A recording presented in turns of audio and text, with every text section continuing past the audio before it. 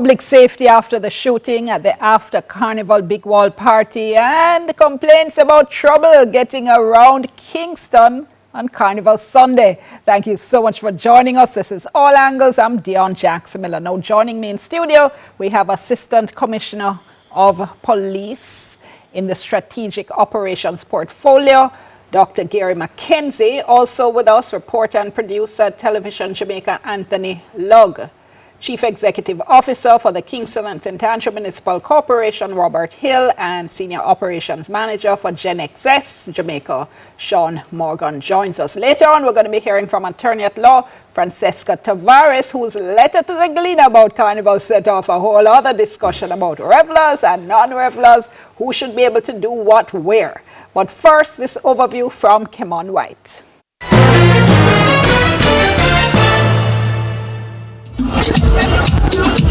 On Sunday, the streets of Kingston were transformed into vibrant party grounds as revelers took to the roadway for Carnival celebrations.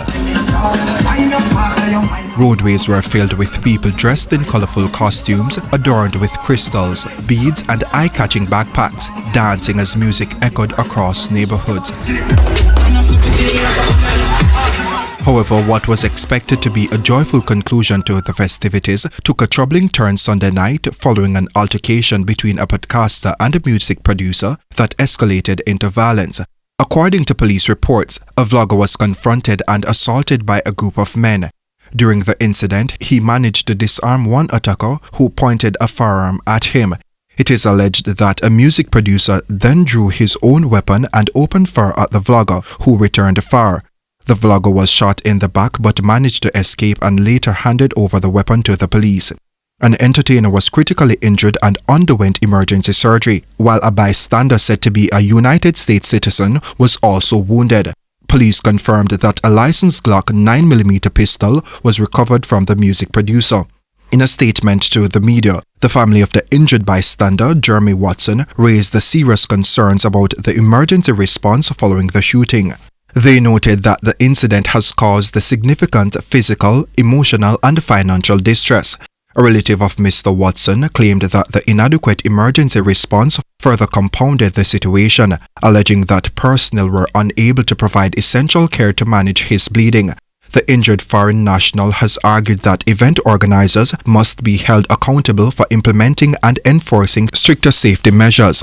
Organizers Big Wall said in a statement last evening that they are reviewing their security protocols in collaboration with the police and are aiming to strengthen their safety measures.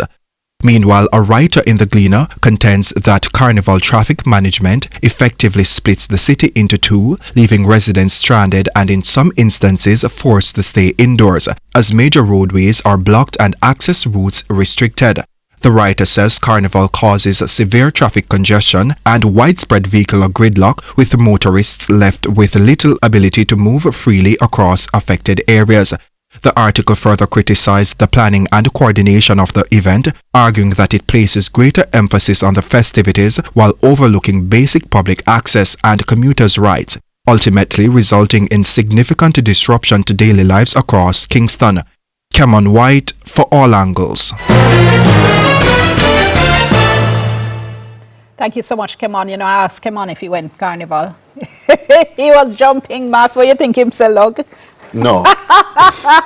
Well, we'll find out after, all right? So let me just acknowledge up front that Carnival in Jamaica is a huge moneymaker. The 2025 figures we had heard were $165.7 billion overall for the Jamaican economy and $7.7 billion in direct expenditure. So we are talking serious money here, important part of the economy, and that is partly why every single thing that happens is open to scrutiny. So I want to talk about this shooting that took place, and Lug, in fact, who is a Carnival jumper. You were in costume too?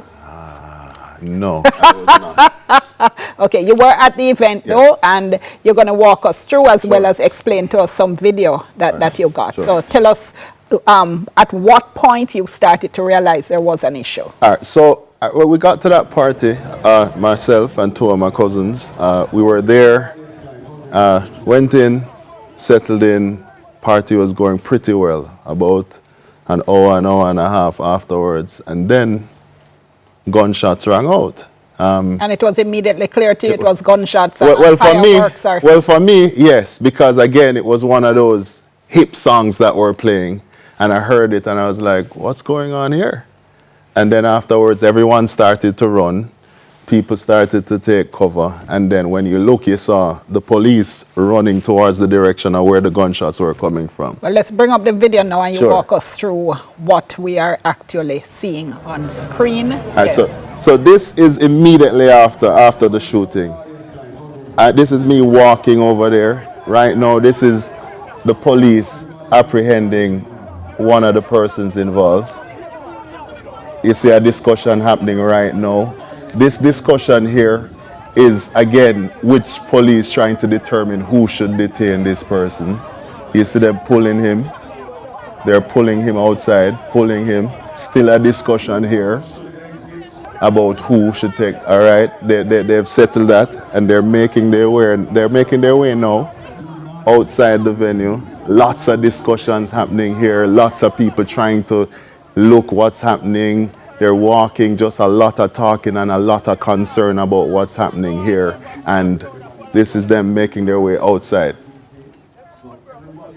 So while this is going on now, because when I listened to the actual audio, you could hear the announcer trying to tell people remain calm, there's a medical emergency, somebody has to be taken to the hospital. But how was the crowd reacting? So immediately after this, you found that the crowd, they were still closer to the stage. The crowd, there was no one going, not as many people going towards where the incident happening, but there were screams. Again, there were still girls, there were women there, they were wondering, hey, what's going on, what's going on, what's going on? And everyone was just extremely concerned.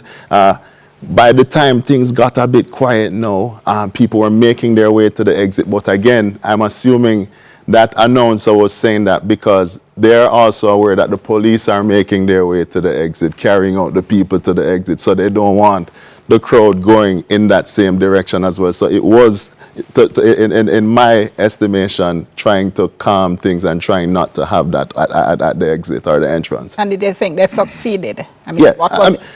they did, because by the time they made it out, the area was cleared at the entrance and the exit there, and they did carry out this person and made their way.